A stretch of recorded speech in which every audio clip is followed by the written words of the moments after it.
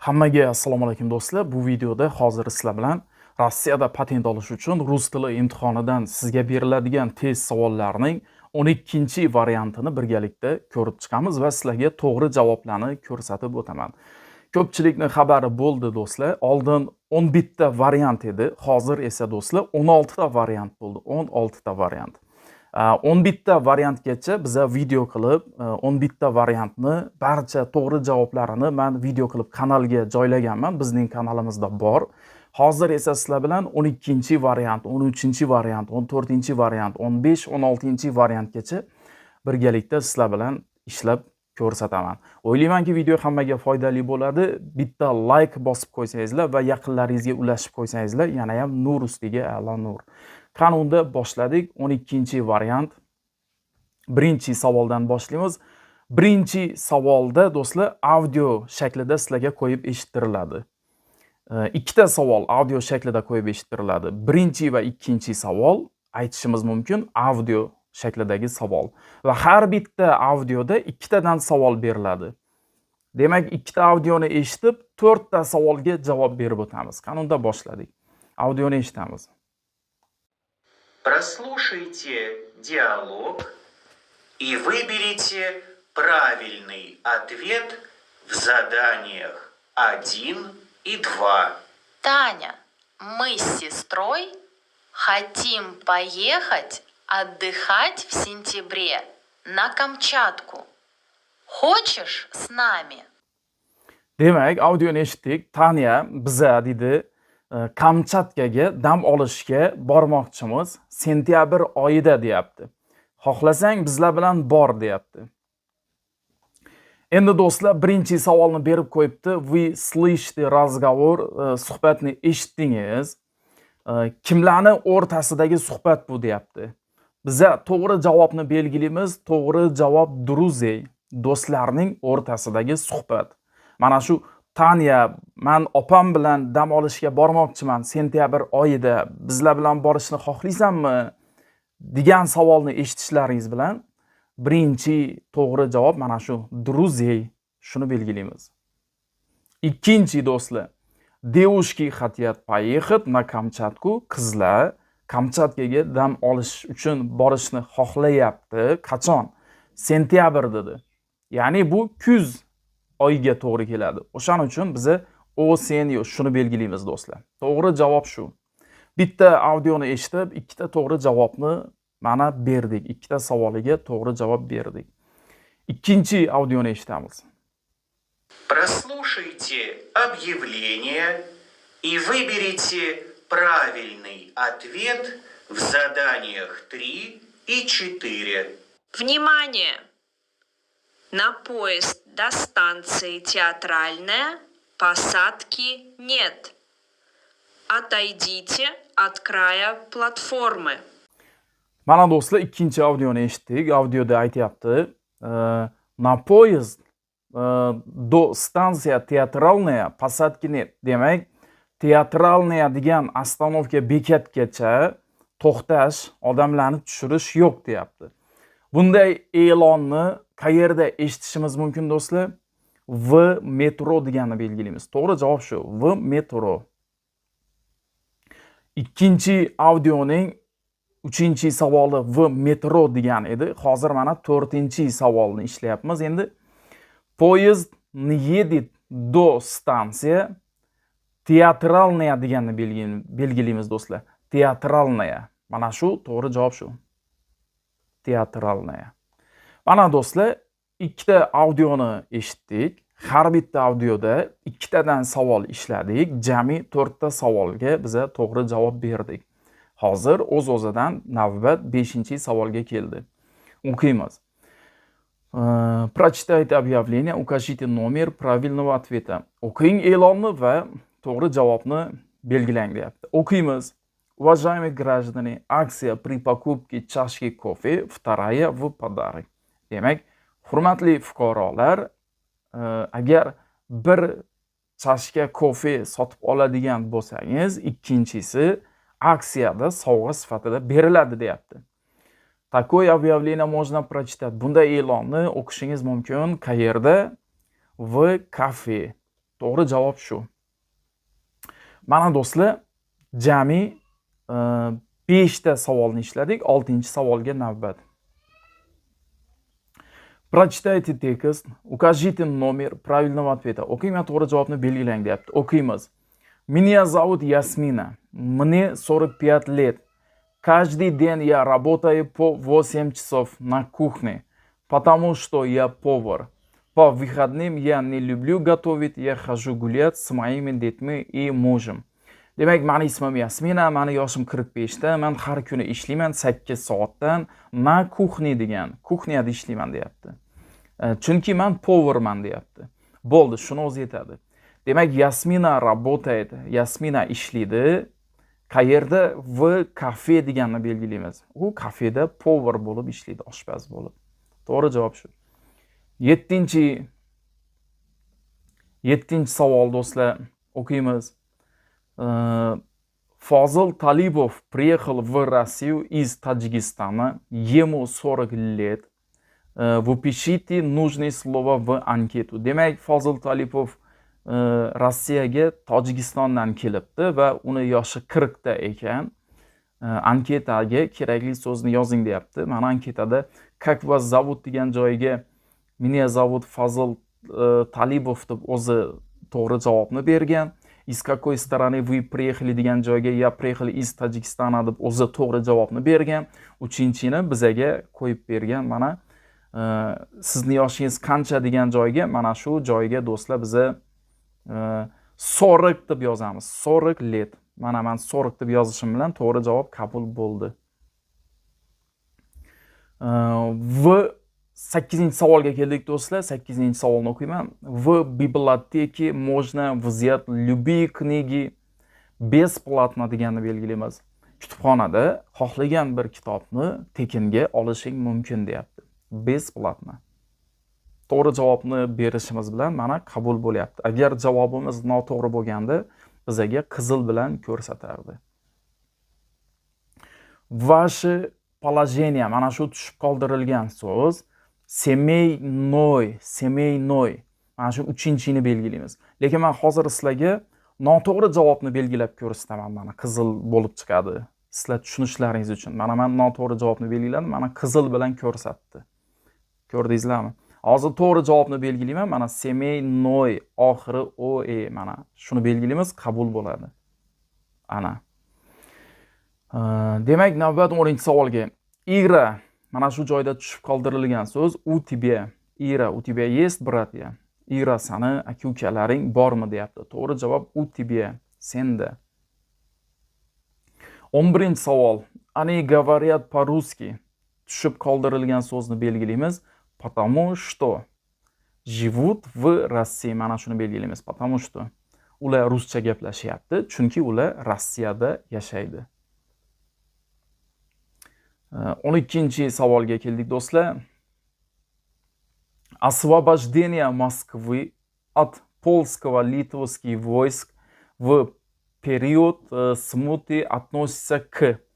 Demak, Moskvani polskiy va litvskiy jangchilardan ozod qilish qaysi yilda bo'ldi deyapti. 1612. Eslaringizdan chiqmasin do'stlar. Birinchi turibdi mana. To'g'ri javob shu. 1612. Bu yerda esa 13-savol. 22-iyun 1941-yil SSSR napali vojska. Demak, SSSRga, Sovetskiy Soyuzga hujum qilishdi deyapti. 1941 22-iyunda kimlar? Germaniya deganni belgilaymiz. 3 ta mamlakatning ichidan Germaniya, Nemets shuni belgilaymiz. 14-savolda do'stlar 12-iyun v Rossiya отмечают. 12-iyun Rossiyadan nishonlanadi deb variantlarni bergan. Biza Den Rossiya deganni belgilaymiz. Bu ya'ni Rossiya kuni. Shunday bayram bor. Ana do'stlar. 15-savolda v Rossiya находится город. Rossiyada shunday shahar bor deb variantlarni bergan. Sevastopol degan shahar bor, oblast. Shuni belgilaymiz. Birinchi. Sevastopol. Bu yerda esa ukажите герб Российской Federatsiya, Rossiya gerbini ko'rsating deyapti. Variantlarni bergan. Mana shu birinchini belgilaymiz, ya'ni mana shu qizil bilan bo'yalgan. Shuni belgilaymiz. 17-savolda к наказаниям за нарушение правил миграционного учета относит demak bu yerda do'stlar migratsion uchetga, ro'yxatga turishda qoidabuzarlikka yo'l qo'ysang, senga nisbatan qo'llanilishi mumkin variantlarni bergan. Endi so'zma-so'z tarjima qilsa boshqacha chiqishi mumkin. Ma'nosi shu.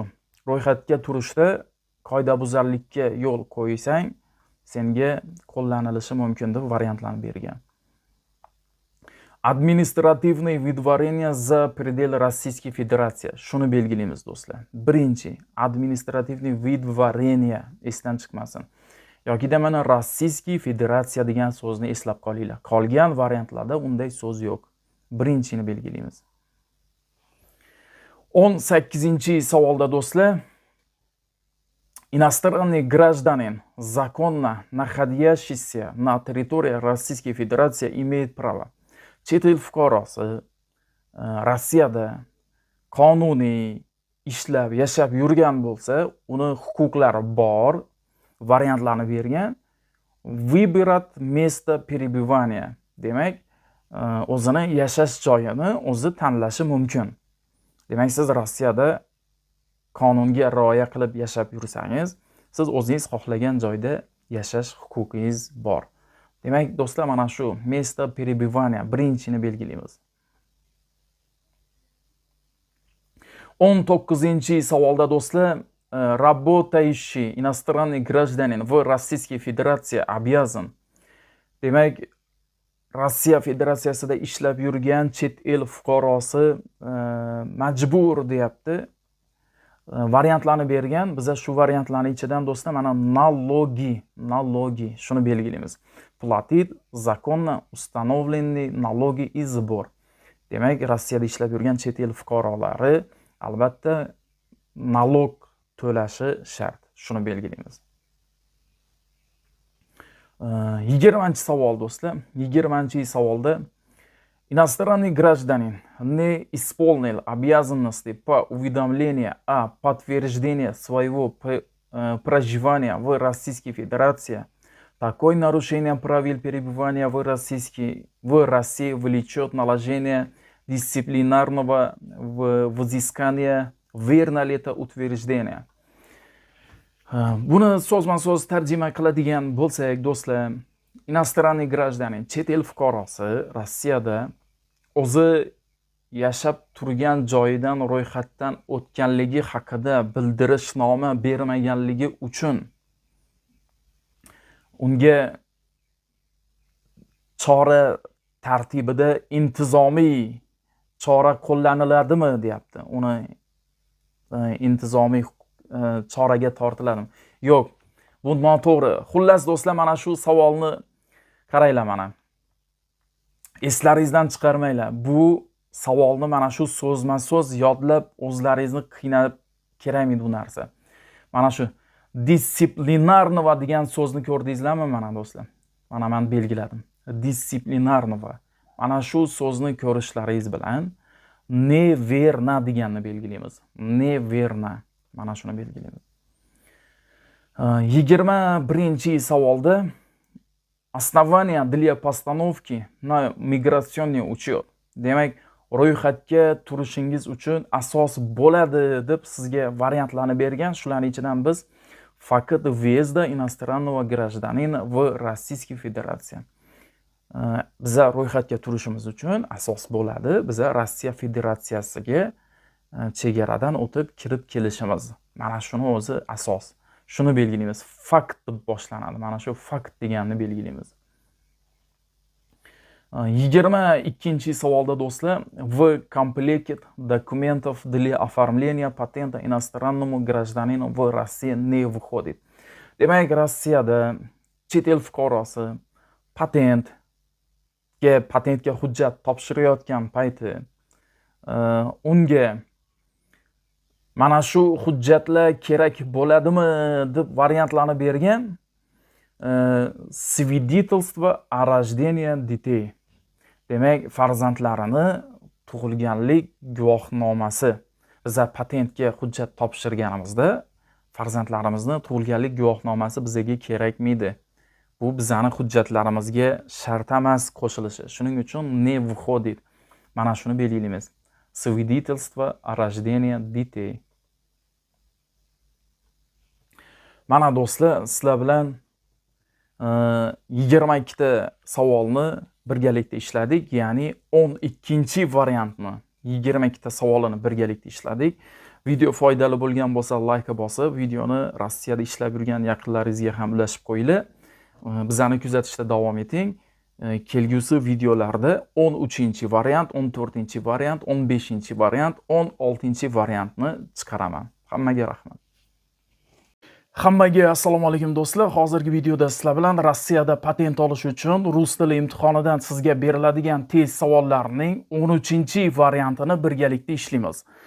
Ko'pchilikni xabari bo'lsa kerak do'stlar, hozir savollarga o'zgarishlar kiritildi. 16 ta variant bo'ldi, jami 16 ta variant. 11-variantgacha polni bitta video qilib hammasini kanalga joylaganman do'stlar. Bizni kanalimizda bor. Kecha esa 12-variantni ham videosini kanalimizga joylaganmiz. Hozir sizlar bilan 13, 14, 15, 16 variantni birgalikda ko'rib chiqamiz. Videoni yo'qotib qo'ymaslik uchun videoga like bosib, Rossiyada ishlab yurgan yoki borib ishlamoqchi bo'lgan yaqinlaringizga ulashib qo'yinglar. Qanunda boshladik, 22 ta savol, 13-variantni ishlaymiz va ikkinchi savol audio shaklida qo'yib eshittiriladi. Har bitta audioda 2 tadan savol beriladi. 2 ta audioni eshitib, jami 4 ta savolga javob berib o'tamiz. Qanunda boshladik. 13-variant, birinchi savol. Audioni eshitamiz. Прослушайте диалог и выберите правильный ответ в заданиях 1 и 2. Здравствуйте. Мне нужен билет на ближайший поезд до Казани.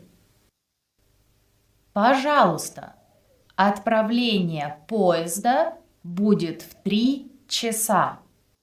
Bo'ldi, mana audioni eshitdik. Salom, menga bilet kerak, Kazangacha yetib borishim uchun deyapti.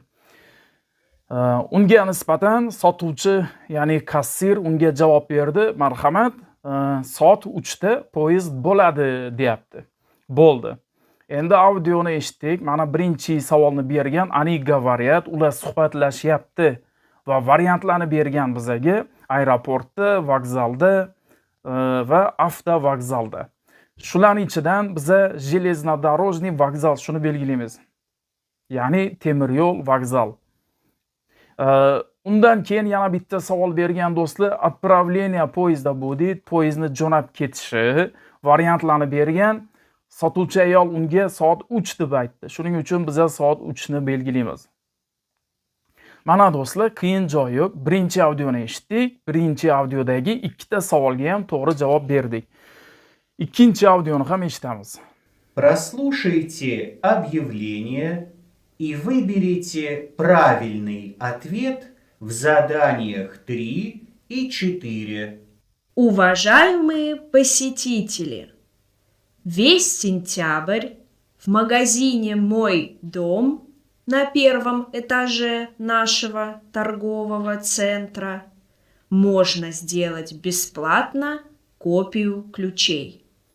Bo'ldi do'stlar, mana audioni eshitdik. Demak, hurmatli fuqarolar, sentyabr oyida bizning magazin Targoviy sentrimizda Moy Dom, mening uyim degan magazinimizda 1-etajda sentyabr oyida ключ, uyimizni eshigini ochadigan kalitlarimizni kopiya dublikatini qaytadan yana bitta nusxa yasatib olish bepul deyapti.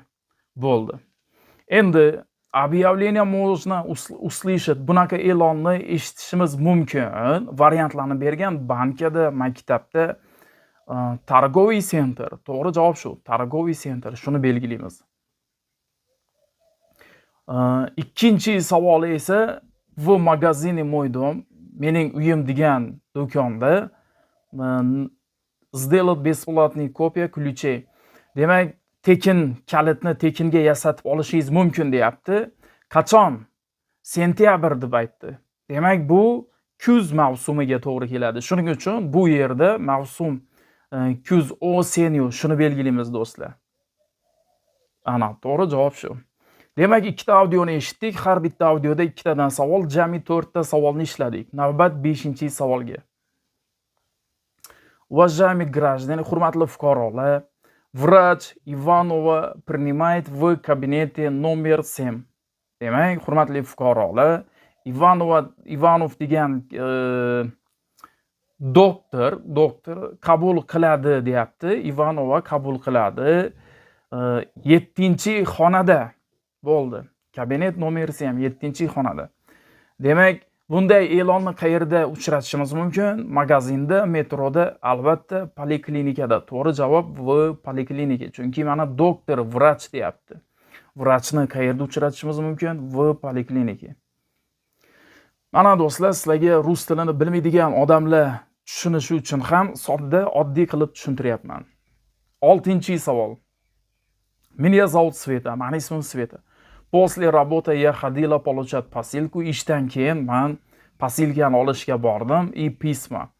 Xatni va posilkani olishga bordim. От моей бабушки, mani buvimdan kelgan Krasnoyarskdan menga jo'natishgan deyapti.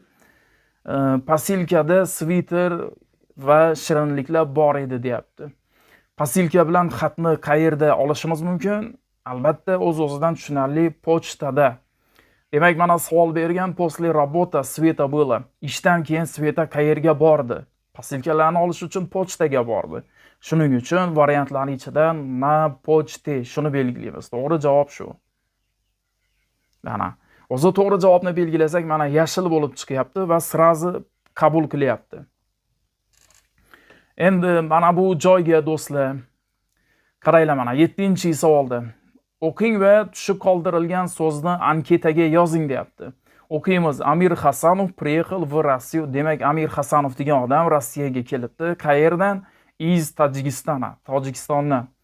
On svarshik. U kim? Payvandchi, svarshik. Kerakli so'zni yozing anketaga deyapti. Familiya, imya degan joyga o'zi mana to'g'ri javob yozib qo'yibdi. Hasanov Amir. Гражданство, fuqaroligi degan joyga mana Tojikiston deb yozib qo'yibdi. Professiya, kasbi degan joyga biz kasbini yozamiz. Kim edi u? Svarshik edi. Mana do'stlar, mana shu svarshik degan yozuvni mana shu joyga qo'yamiz. Bo'ldi. 8-savolda do'stlar, mana v magazini obuv, aksiya, kupi. Mana shu joyda so'z tushib qoldirilgan. И вторую пару получи бесплатно. Demak, ko'vish, tufli, krossovka, oyoq kiyimi sotiladigan magazinda aksiya bo'lyapti degan bittani sotib olasan, ikkinchisi tekinga beriladi. Demak, tushib qoldirilgan so'z nima? Krossovki deganni belgilaymiz. Krossovki. 9-savolga keldik. Oleg, kim ты работаешь? Oleg, sen kim bo'lib ishlaysan? Я работаю kassirом. To'g'ri javob kassirim. 3 ta variant ham, javob ham bir-biriga juda ham o'xshash. Kassira, kassirim, kassir. O'shaning uchun adashtirib yubormasligi uchun oxirgi harfi m. Mana shuni belgilaymiz. Kassirim. 10-savol. Sveta, я приглашаю тебя и твоего мужа на день рождения. Sveta, men seni taklif qilaman va seni turmush o'rtog'ingni ham taklif qilaman tug'ilgan kunimga deyapti. Mana shu joyda tushib qoldirilgan so'z приглашаю. Bu yerda ham 3 tasi bir-biriga o'xshash. Adashib ketmaymiz. Приглашает, приглашат, приглашаю. Oxirgi harfi yu. Mana shuni belgilaymiz. Приглашаю. 11-savolda на улице холодно. Поэтому я надел теплую куртку. Ko'chada sovuq, shuning uchun ham men issiqroq kurtka kiydim deyapti. Tushib qoldirilgan so'z поэтому. Ana shuni belgilaymiz. 12-savolda do'stlar, к началу 17 века относится. 17-asrni boshlariga to'g'ri keladi deb variantlarni bergan. Bu yerda biza smuta и intervensiya deganni tanlaymiz. Bu muammolar boshlanishi degan narsa bo'lyapti javob. Mana shu smuta degan so'zni esda qo'yinglar, bo'ldi. Tamom. Knachalu degan mana shu 17-asr degan savol chiqishi bilan smuta shuni belgilaymiz. 9-may в России отмечает. Demak, Rossiyada 9-may nishonlanadi. 9-may bilamiz, Den Победы, g'alaba kuni. To'g'ri javob Den Победы.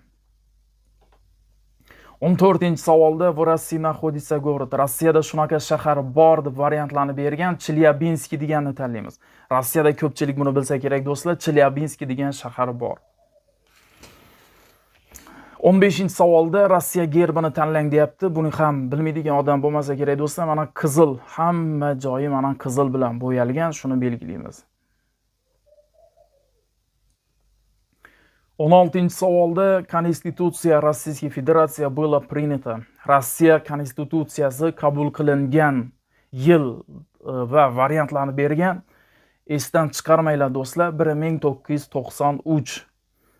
Bu qolgan variantlarni belgilamaymiz. Faqat 1993. Keyin иностранный гражданин в Российской Федерации имеет право chet el fuqarosi Rossiyada shunaqa huquqqa ega deb variantlarni bergan. Пользоваться учреждением культуры. Madaniy muassasalardan foydalanish huquqiga ega deyapti. Tamom, adashtirib yubormaslik uchun do'stlar mana shu kultura degan so'zni esda qo'yamiz. Kulturi. Shuni belgilaymiz. Иностранный гражданин в Российской Федерации обязан. 18-savol, chet el fuqarolari Rossiyada majbur deyapti. Сохранять природу и окружающую среду. Demak, chet el fuqarolari Rossiyada atrof muhitni toza tutishga majbur. Musor qilmasligi kerak deyapti. Shuni belgilaymiz do'stlar. Сохранять degan so'zni esda qo'yinglar. Сохранять. 19-savolda административное выдворение за пределы Российской Федерации не может применяться к военнослужащим иностранных гражданам. Верно ли это утверждение? Demak, bunda do'stlar tarjima qilamiz. Rossiya Federatsiyasidan chiqarib yuborishlik, ma'muriy chiqarib yuborishlik chet el fuqarolarining harbiylariga nisbatan qo'llaniladimi deyapti. Ya'ni Rossiya Federatsiyasidan ma'muriy chiqarib yuborishlik chet el fuqarolariga agar u harbiy bo'lsa, unga nisbatan qo'llaniladimi? Tarjimasi shunga o'xshash. Verna leta, to'g'rimi, noto'g'rimi deb qo'yibdi. Bu yerda do'stlar verna deganni tanlaymiz. Verna, to'g'ri. Mana shuni belgilaymiz do'stlar. Основания для постановки на миграционный учет. 20-savolda ro'yxatga turish uchun asos bo'ladi deb variantlarni bergan. Ro'yxatga turishimiz uchun biza asos nima? Rossiyaga kirib chegaradan o'tganimiz. Demak, bu yerda variantlarning ichidan tanlaymiz. Так. Факт въезда иностранного гражданина в Российской Федерации. Shuni tanlaymiz. Fakt въезда, shuni esda tutinglar. Bo'ldi, 20-savol ham ketdi. 21-savol. В комплект документов для оформления патента иностранному гражданину в России не входит. Demak, chet el fuqarolari patent оформление qilayotgan payti hujjatlarga qo'shib qo'yishi kerak. Ya'ni qo'shib qo'yishi shart emas. Patent, chet el fuqarolari patent olayotganda o'sha hujjatlarga qo'shib qo'yishi shart emas. Variantlarni bergan. Bu yerda do'stlar свидетельство о праве собственности shuni belgilaymiz. Ya'ni xususiy mol-mulklari haqidagi guvohnomani taqdim etishi shart emas. O'ylaymanki, tushunarli do'stlar. Esdan chiqarmanglar do'stlar, mana shu свидетельство deganni belgilaymiz. Свидетельство. Pasport degani emas, migratsionniy karta degani emas. 22-savolda к наказаниям за нарушение правил миграционного учета относит. Demak, ro'yxatga turishda qoida buzarlikka yo'l qo'yiladigan bo'lsa, unga jazo tariqasida qo'llanilishi mumkin deb variantlarni bergan. Bularning ichidan biza administrativniy shtraf deganni tanlaymiz do'stlar. Shtraf, zapret emas, shtraf.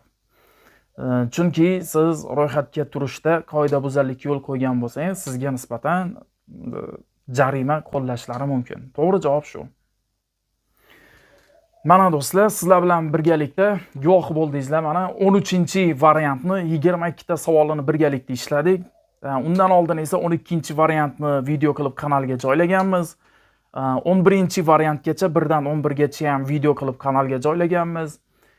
Hozir 13ni birgalikda ishladik. Endi 14-variant, 15-variant va 16-variantni video qilib chiqaramiz.